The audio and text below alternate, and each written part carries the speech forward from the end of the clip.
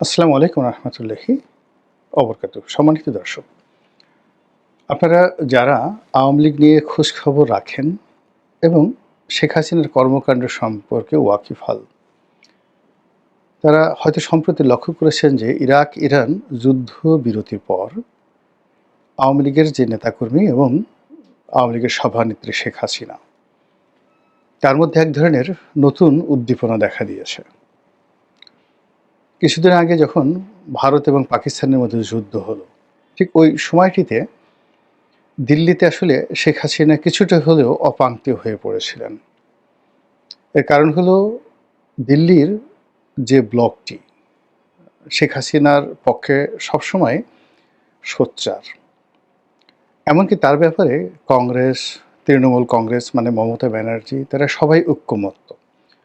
শুধুমাত্র বিহারের দুই একটি আঞ্চলিক দল যারা মনে করছে যে শেখ হাসিনাকে বাদ দিয়ে বাংলাদেশের সঙ্গে সম্পর্ক উন্নয়ন ঘটানো উচিত। এবং অনেকে আগামীতে যারা ক্ষমতায় আসবে, বিশেষ করে বিএনপির সঙ্গে একটি সম্পর্ক স্থাপন করার জন্য সরকারের উপর নানাভাবে চাপ প্রয়োগ করার চেষ্টা করছে। কিন্তু এখন পর্যন্ত নরেন্দ্র মোদী এবং দেশের প্রধানতম বিরোধী রাজনৈতিক দল কংগ্রেস, তারা শেখ হাসিনা এবং আওয়ামী লীগের ব্যাপারে ঠিক ওইভাবে একহাট্টা হয়ে আছে যেভাবে ইতিপূর্বে তারা ছিল। ইতিমধ্যে বাংলাদেশের সঙ্গে তাদের যে দ্বিপাক্ষিক সম্পর্ক, সেই সম্পর্কের জায়গাটিতে যে অর্থনৈতিক লেনদেন রয়েছে, সেখানে ব্যাপক ঘাটতি লক্ষ্য করা যাচ্ছে। বাংলাদেশ ক্ষতিগ্রস্ত হচ্ছে, তার সঙ্গে সঙ্গে ভারতও ক্ষতিগ্রস্ত হচ্ছে এবং সারা দুনিয়াতে ভারতের যে ব্যবসা বাণিজ্যে হুমকির মুখে পড়েছে, সেক্ষেত্রে বাংলাদেশের ব্যবসা বাণিজ্যর যে দ্বারটি, এটি নতুন করে আবার উন্মোচন হওয়া তাদের জন্য রীতিমতো জীবন মরণ সমস্যা।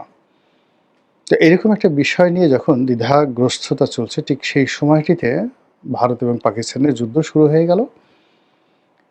তখন শেখ হাসিনার দিকে মনোযোগ দেওয়ার মতো অবস্থা দিল্লির রাজনীতিবিদদের ছিল না। এবং সেই রেশ শেষ হতে না হতেই আবার ইরান এবং ইসরায়েলের যুদ্ধ শুরু হয়ে গেল। এবং এই সময়টিতে ইরানের এবং ইসরায়েলের যুদ্ধের কারণে ভারত দ্বিমুখী, না ঠিক দ্বিমুখী না, এটাকে চতুর্মুখী চাপে পড়ল। চতুর্মুখী চাপ একে বলছি, এর কারণ হলো যে বাংলাদেশের রাজনীতিতে বিএনপি এবং আওয়ামী লীগ, ভারত এবং পাকিস্তান, তাদের যে গুরুত্ব, এই গুরুত্বটা বুঝতে হলে আপনাকে ভূতাত্ত্বিক রাজনীতি বা ভৌগোলিক রাজনীতি এটা বুঝতে হবে। যখন ইসরায়েল এবং ইরানের যুদ্ধ হলো, এখানে ভারতের জন্য সবচেয়ে বিস্ফোরক হলো যে তাদের ইসরায়েলে ব্যাপক বিনিয়োগ রয়েছে, আবার একই সঙ্গে ইরানেও তাদের ব্যাপক বিনিয়োগ রয়ে গেছে, বন্দর থেকে শুরু করে অবকাঠামো খাতে। এবং দুই দেশেই তারা এই ভারতের যারা নাগরিক, তারা ব্যাপক হারে সেখানে ব্যবসা করেন, চাকুরি বাকরি করেন। যে হাইফা বন্দরটি ইরান ধ্বংস করে দিয়েছে, এটি মূলত আদানি গ্রুপের পরিচালনাধীন একটি বন্দর। Billion billion dollar Adani group এখানে বিনিয়োগ করেছে এবং এই টাকা সাধারণ ভারতীয়দের টাকা, অর্থাৎ তারা ভারতের যে স্টক এক্সচেঞ্জগুলো আছে সেখান থেকে এই হাইফা বন্দরের নামে টাকা উত্তোলন করে সেই টাকা বিনিয়োগ করেছে। একইভাবে ইরানেরও একটা বন্দর তারা পরিচালনা করছে। এছাড়া ইরানের অনেকগুলো পাইপলাইন, মানে তেলের পাইপলাইন থেকে শুরু করে অবকাঠামো নির্মাণে তাদের বিশাল বিনিয়োগ রয়েছে। আর এটা তারা করে বাট্টা পদ্ধতিতে, অর্থাৎ আমেরিকার রক্তচক্ষু উপেক্ষা করেও তারা ইরান এবং রাশিয়ার সঙ্গে তেল বাণিজ্য, গ্যাস বাণিজ্য চালু রেখেছে। তো যখন এই যুদ্ধ শুরু হলো, তখন ইরানেও তারা মার খাচ্ছিল আর ইসরায়েলেও তারা মার খাচ্ছিল। এবং ভারতীয়দেরকে ইসরায়েলেরা সন্দেহের চোখে দেখতো এই কারণে যে তারা হয়তো ইসরায়েলের গোপন তথ্য ইরানে পাচার করছে।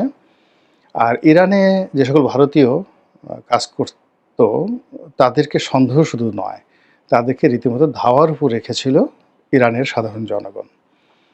তো এই যে একটা অবস্থা, সেই অবস্থা দ্বিমুখী, মানে ওখানে তারা ধরা খেলো, এখানে তারা ধরা খেলো। দ্বিতীয়ত এই যুদ্ধে ইরানের পক্ষে সরাসরি আফগানিস্তান এবং পাকিস্তান, তারা দাঁড়িয়ে গেছে। তো সেক্ষেত্রে পাকিস্তানের সঙ্গে তাদের যে বিরোধ, সীমান্ত বিরোধ, এটি আগামীতে আরও ভয়ঙ্কর আকার ধারণ করবে।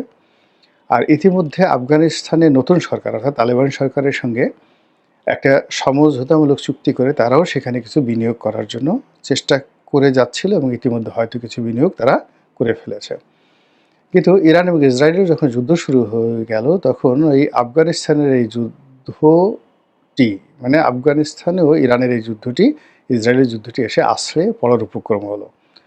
অন্যদিকে তাদের যে দীর্ঘদিনের বন্ধু রাশিয়া, সে রাশিয়াও এখানে জড়িয়ে গেছে। ফলে দেখুন এই যে চতুর্মুখী যে তাদের বিপদ এবং বিপত্তি, সেই বিপদ এবং বিপত্তির মধ্যে আওয়ামী লীগকে নিয়ে, বাংলাদেশকে নিয়ে বা শেখ হাসিনাকে নিয়ে গণনা করার সময় তাদের ছিল না।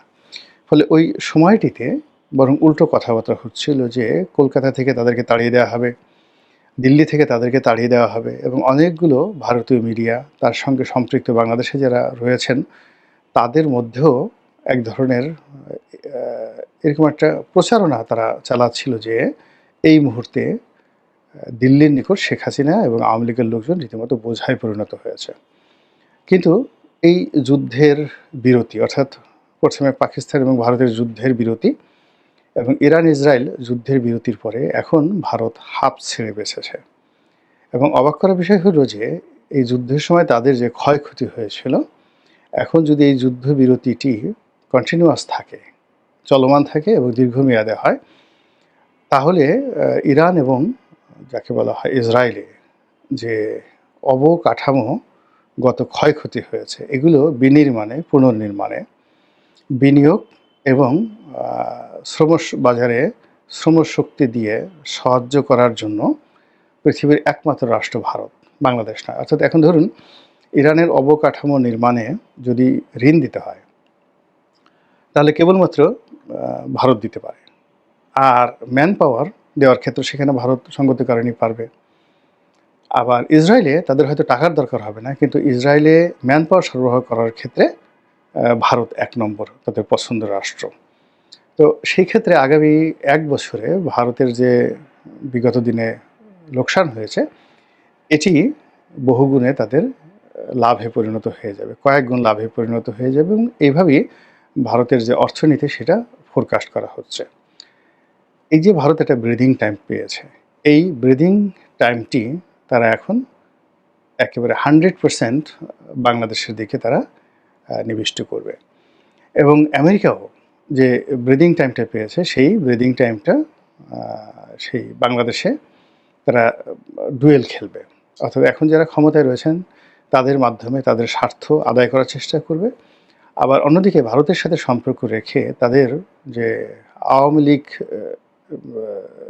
প্রীতি আমেরিকার যে লবিংটি ছিল তারাও সেই কাজটি আবার শুরু করেছে, শুরু করবে। এইভাবেই কিন্তু রাজনীতির একটা মেরুকরণ হয়ে যাচ্ছে বাংলাদেশে।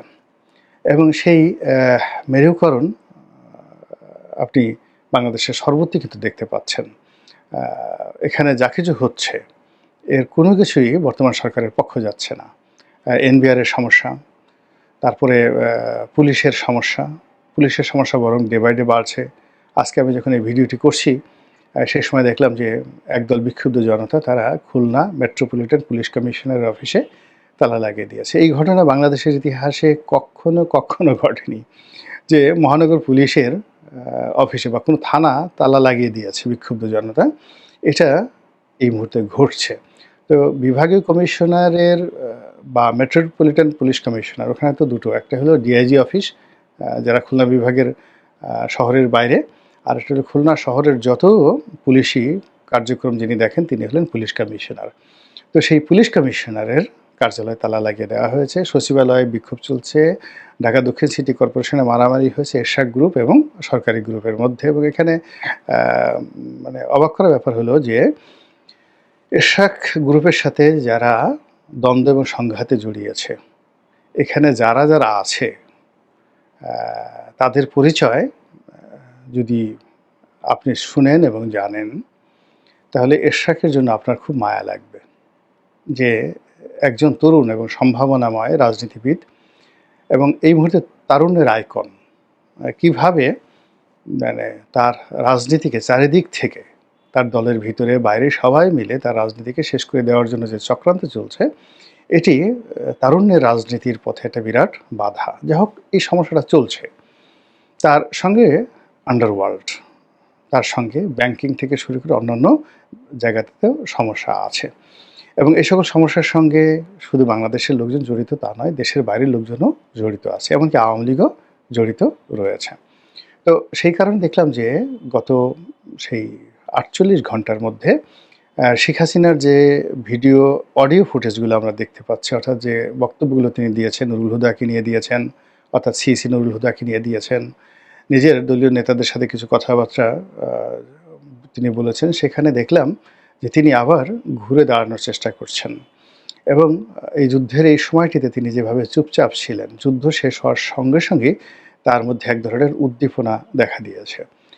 দ্বিতীয়ত হলো যে তার এই উদ্দীপনার সঙ্গে তাল মিলিয়ে আওয়ামী লীগের যে প্রতিষ্ঠাবার্ষিকী ছিল ২৩শে জুন তারিখে টেস্ট কেসে ঢাকাতে দেখা গেল যে কোনো একটা আওয়ামী লীগ অফিসের মধ্যে কয়েকজন মহিলাকে পাঠানো হয়েছিল, তারা গণপিটুনি খেয়েছে। কিন্তু দেশের বাইরে ব্যাপক, যাকে বলা হয়, তারা শোডাউন করেছে। আওয়ামী লীগের লোকজন ইংল্যান্ডে করেছে, তারপরে শেষে আমেরিকাতে করেছে, আর অন্য হয়তো অনেক দেশে তারা করেছে, এবং সেখানে জয় বাংলা, জয় বঙ্গবন্ধু এই সমস্ত স্লোগান দিয়ে, ব্যানার দিয়ে, মানে বিশাল র্যালি তারা করেছে। এবং লন্ডনের কয়েকটা ফুটেজে দেখলাম যে সেখানে যে সকল নেতা রয়েছেন এই মুহূর্তে, তারা সবাই একটি অনুষ্ঠানে একত্র হয়েছেন, এবং সবাই ভীষণ রকম হাসি খুশি, এবং তাদের দুনিয়াতে যে কোনো সমস্যা আছে এটা তাদের চেহারা স্রোত দেখে মনে হচ্ছে না। ফলে কি হচ্ছে, এই যে বাংলাদেশে পানি ঘোলা হচ্ছে, রাজনীতির পানি, রাজনীতির মাঠ পিচ্ছিল হচ্ছে, কর্দমাক্ত হচ্ছে, এবং আমরা যারা বাংলাদেশে বসে রাজনীতি